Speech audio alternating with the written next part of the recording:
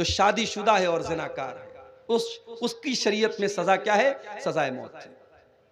Number 2, वल मुफारिकु लिदीनिही, इस्लामी हुकूमत के अंदर कोई मुर्तद हो जाए, मुसलमान था काफिर हो जाए, और इस्लामी हुकूमत है तो उसकी भी सजा सजाए मौत है। वन नफ्सु बिन नफ्सी, और जान के बदले जान है। अगर कोई किसी का मर्डर कर दे, किसी को कत्ल कर दे, तो कातिल को भी क़िसास के तौर पे कत्ल किया जाएगा। हाँ, अगर जिसको कत्ल किया गया उसके घर वाले, उसके गार्जियन अगर माफ कर दे तो अलग बात है, वरना कातिल की सजा सजाए मौत है। तो कत्ल करना ये दूसरा बड़ा गुनाह है। अब अगर किसी को लगता है कि इस्लाम आतंकवाद का धर्म है, तो उसे कुरान की इन आयतों को पढ़ लेना चाहिए। इस्लाम तो किसी एक इंसान को भी कत्ल करने की इजाजत नहीं देता। बेकसूर लोगों को बम से उड़ा देना, ये सब कुछ हो सकता है, इस्लाम नहीं हो सकता है। ये काम किसी भी मजहब का मानने वाला करे, इस्लाम का मानने वाला अगर ये काम करता है तो कान खोल करके सुन ले, इस्लाम का दामन इससे बरी है। इस्लाम बेगुनाहों की हत्या करने की इजाजत नहीं देता है। और आगे बढ़िए, तीसरा कबीरा गुनाह, वला यज़्नून, अल्लाह के नेक बंदे जिना नहीं करते। जिना करना, बदकारी करना, ये तीसरा बड़ा गुनाह है। इतना बड़ा ये गुनाह है कि कुरान में अल्लाह ने जब जिना का जिक्र किया, ये नहीं फरमाया कि जिना मत करो, फरमाया वला तक़रबुज़्ज़िना इन्नहु कान फ़ाहिशतन व साअ सबीला। जिना के करीब भी मत जाओ, जिना के करीब भी मत जाओ, ऐसा कोई काम ही मत करो कि जिना की नौबत आए। इसीलिए जब औरत घर से निकले, इस्लाम ने हुक्म दिया वो पर्दे में निकले। या अय्युहन नबिय्यु कुल अज़वाजिका व बनातिका व निसाइल मुमिनीना युदनीना अलैहिन्ना मिन जलाबीबिहिन्ना ज़ालिका अदना अन युरफ़ना फला युज़ैन। ऐ नबी, अपनी बीवियों से कह दीजिए, अपनी बेटियों से कह दीजिए, और तमाम मुसलमान औरतों से कह दीजिए, जब वो घर से निकले तो अपने ऊपर जिल्बाब डाल लें, अपने ऊपर चादर डाल लें, अपने हुस्न की नुमाइश न करें, अपनी खूबसूरती को जाहिर न करें, पर्दे में रहें। ये पर्दा उनकी पहचान बनेगा, ये पर्दा दुनिया को बताएगा ये इज्जतदार लड़कियां हैं और कोई उनको छेड़ने की जरूरत नहीं करेगा। ये पर्दे का हुक्म क्यों दिया गया? ताकि ज़िना के कोई करीब भी न जाए। मर्दों को हुक्म दिया गया, कुल लिल मुमिनीन यगुद्दू मिन अबसारिहिम। ऐ नबी, मोमिन मर्दों से कह दीजिए अपनी निगाहों को नीची रखें, व यहफज़ू फुरूजहुम, और अपनी शर्मगाह की हिफाजत करें। ये निगाहों को नीची रखने का हुक्म क्यों दिया गया?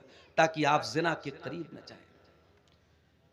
नौजवान लड़का शादी के काबिल हो जाए, नौजवान लड़की शादी के काबिल हो जाए, क्यों हुक्म दिया गया कि जल्दी से उसकी शादी की जाए?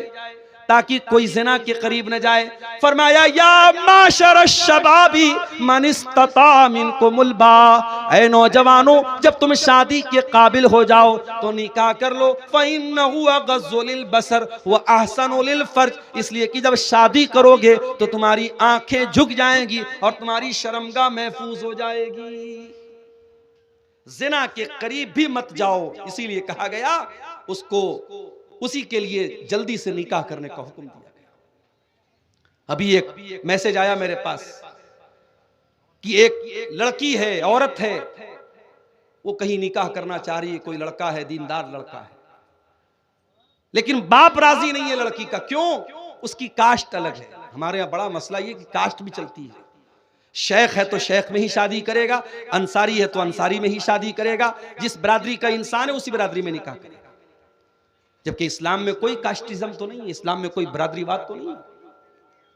अब भाई बाप राजी नहीं है, लड़का दीनदार है, नमाजी है, सब कुछ है, लेकिन बाप राजी। अब लड़की किसी के जरिए मसला पूछवा रही है कि मौलाना साहब, शरीयत तो ये कहती है कि लड़की की शादी उसके वली की इजाजत के बगैर नहीं हो सकती, और मेरा बाप दीनदार लड़के से शादी न करके मेरी शादी बेदीन से कर रहा, मैं क्या करूं? अब हम लोग भी कभी कभी परेशान हो जाते कि क्या जवाब दें। भाई इस्लाम में लड़की के निकाह के लिए कंडीशन है, शर्त है कि लड़की के वली का राजी होना। अगर लड़की का बाप जिंदा है तो बाप वली है, और लड़की अपने बाप को राजी किए बगैर शादी नहीं कर सकती। लेकिन अब यहां सिचुएशन ये है कि लड़की किसी दीनदार लड़के से निकाह करना चाह रही है और कोई ऐप भी उसके अंदर नहीं, और लड़की का बाप तैयार नहीं है, और लड़की का बाप जिससे निकाह करना चाह रहा है वो लड़का दीनदार नहीं है। अब मैंने इस पर जब मसला देखा, उलमा के फतवे देखे, तो अल्लामा इब्न उसैमीन का एक फतवा देखा। उन्होंने कहा कि अगर किसी ऐसी सिचुएशन में लड़की का बाप गलत जगह लड़की की शादी कर रहा है, जो रिश्ता सही नहीं है, लड़का दीनदार नहीं है, और लड़की का बाप सिर्फ उसकी जमीन जायदाद और दौलत देकर के शादी कर रहा है, तो ऐसी कंडीशन में लड़की के वली होने के हक से वो महरूम हो जाएगा, और उस इलाके के जो जिम्मेदार लोग होंगे, जो आलिम होंगे बड़े, या जो उस इलाके का जो जिम्मेदार होगा, उसको लड़की जाएगी और वहां जाकर के अपना केस रखेगी और वो वली बन करके उस लड़की का सही जगह निकाह कराएगा। ऐसी सूरत में लड़की का बाप अपने हक से महरूम हो जाएगा। तो शरीयत ने ये सारे रास्ते क्यों बताए मेरे प्यारे से? ताकि हम जिना के करीब भी न जाए। आज हालात क्या हैं? लड़की घर से निकलती है, उसका पूरा शरीर नजर आता है, बेपर्दा और बेहया होकर के वो लड़की घर से निकलती है। और जो लड़कियां कॉलेजों और स्कूलों में पढ़ती हैं, वो तो ये समझती है कि भाई ये पर्दा वर्दा तो ये मदरसे में पढ़ने वाली लड़कियों को सूट करता है, हम तो अप टू डेट है, हम तो हाई फाई हैं, उनको अपने सर पे तो पट्टा रखने की जरूरत भी महसूस नहीं होती है। याद रखो मेरी प्यारी बहनों, मेरे माओ बहनों, ये आपका पर्दा, ये आपके ईमान की अलामत, आपके मुसलमान होने की अलामत है। अल्लाह कुरान में अपने नबी से कहता है, वकुल्लिल मुमिनाति यग़ज़ुज़्न मिन अबसारिहिन्ना व यहफ़ज़्न फ़ुरूजहुन्ना। ऐ नबी, मुसलमान औरतों से कह दीजिए, मोमिना औरतों से कह दीजिए कि वो अपनी शर्मगाह की हिफाजत करें, अपनी आंखों को पस्त रखें, वला युबदीन ज़ीनतहुन्ना, और अपनी जीनत को जाहिर न करें, अपनी खूबसूरती को जाहिर न करें। यहां तक कहा अल्लाह ने, वलयज़रिबना बिखुमुरिहिन्ना अला जुयूबिहिन्ना। ऐ मुसलमान औरतों, तुम अपने दुपट्टे को अपने सीने पर रखो। बाप सामने है, बेटा सामने है, अपना भाई सामने है, महरम रिश्तेदार सामने है, महरम के सामने भी औरत अपने दुपट्टे को सीने पर रखेगी, गरेबान पे रखेगी। अपने महरम के सामने भी औरत को बेपर्दा होने की इजाजत नहीं है, अपनी जीनत को ढांपने का हुक्म दिया। क्यों कहा अल्लाह के नबी ने कि जब कोई लड़का लड़की, जब कोई मर्द औरत अकेले में मिलते हैं, ला यखलुवन्न रजुलुन बिइम्रातिन इल्ला वसालिसुहुम अश-शैतान। जब कोई मर्द किसी औरत से अकेले में मिलता है तो तीसरा शैतान होता है। क्यों कहा? ताकि जिना के करीब भी ना जाए। और आज कान खोल के सुन लो, ये जिना का बहुत आसान रास्ता सोशल मीडिया के जरिए से पैदा हुआ है।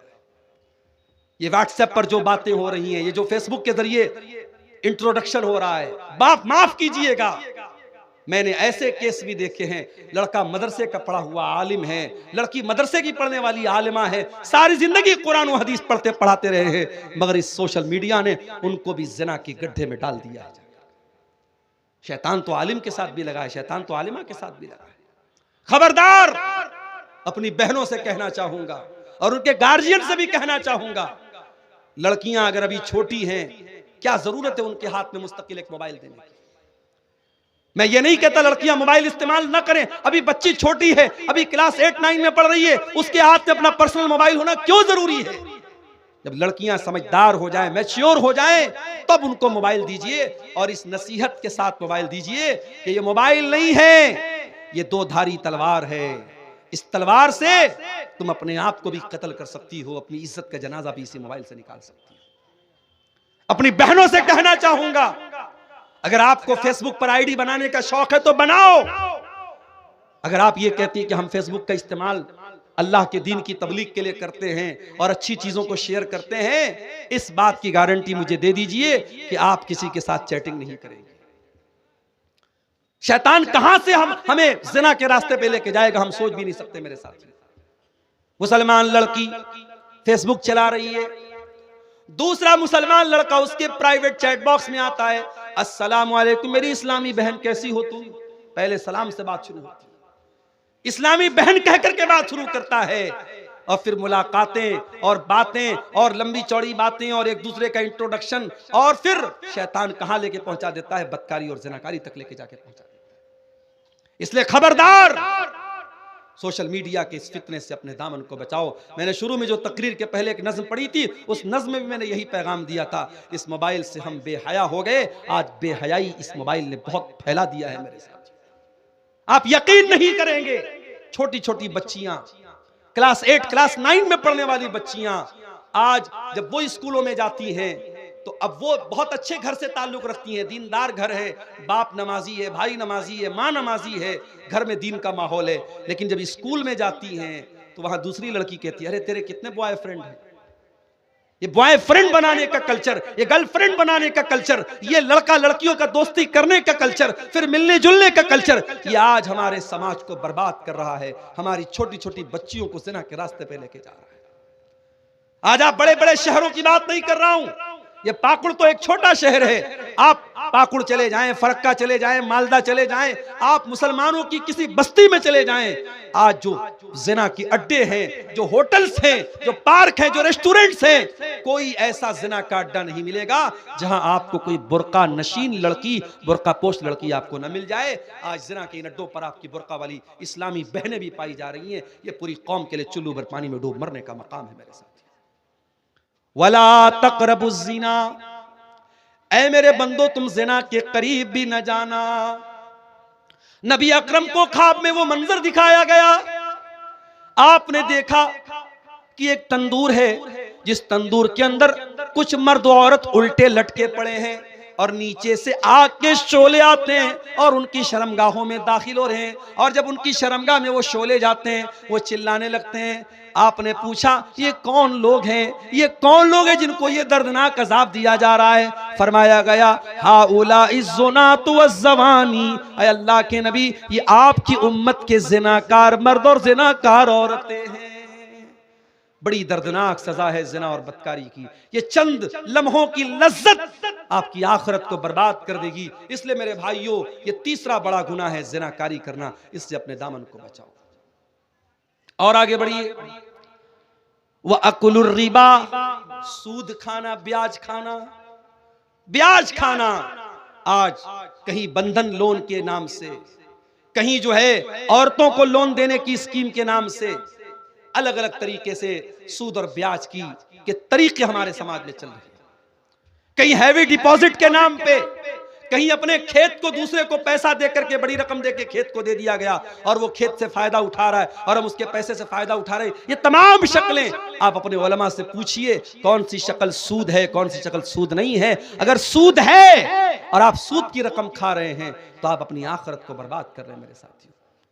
अल्लाह कुरान में कहता है यमहकुल्लाहु रिबा व युर्बिस सदक़ात, अल्लाह ताला सूद को मिटाता है और सदका खैरात को बढ़ाता है। सूद खा करके आप अपने माल की बरकत को खत्म कर रहे हैं मेरे साथी।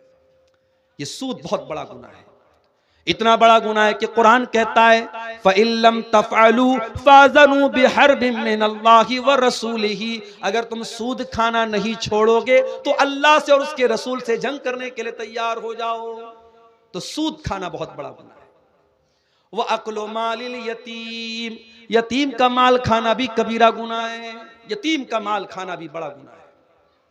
इन्नल्लज़ीना याकुलूना अमवालल यतामा ज़ुल्मा, जो यतीम का माल खाते हैं इन्नमा याकुलूना फी बुतूनिहिम नारा, वो अपने पेट में जहन्नम की आग भरते हैं। कभी किसी यतीम का माल मत खाओ। अगर आपके भाई का इंतकाल हो गया और आपके भाई के छोटे छोटे बच्चे यतीम बच्चे हैं तो बेदर्द बेरहम न बन जाओ और ये मत कहो शरीयत की दुहाई देते हुए कि अरे इन यतीमों का कुछ नहीं बनता, मेरे बाप की मीरास में तो मेरा हक बनता है, मेरा भाई तो मर गया, बाप की जिंदगी में उसका नहीं बनता। उन यतीमों पर तरस खाओ और अपने बाप से कह करके उन यतीमों को भी उन वसीयत का हक दिलवाओ ताकि वो बच्चे जो है वो यतीम बच्चे महरूम न रह जाए। और एक दो बातें और बयान करके फिर हम जलसे के असल मकसद की तरफ आएंगे और आप सबसे अपील करेंगे कि आप आइए और मेरे हाथ पर आप मस्जिद के लिए जो चंदा है वो देते हुए जाए। मेरे पास अब वक्त बिल्कुल 20 मिनट का वक्त बचा है। एक दो बातें और बयान करके हम चंदे की तरफ आते हैं। कबीरा गुनाहों की बात हम कर रहे हैं मेरे साथ। कबीरा गुनाहों में एक बहुत बड़ा गुनाह नमाज का छोड़ना है। जो लोग नमाज छोड़ते हैं जानबूझ करके, वो कान खोल करके सुन लें, नमाज का छोड़ना बहुत बड़ा गुनाह है, कबीरा गुनाह है। अल्लाह ने कुरान में 16वें पारे में जहां अपने नबियों का जिक्र किया, नबियों का जिक्र करने के बाद फरमाया फखलफ मिन बाद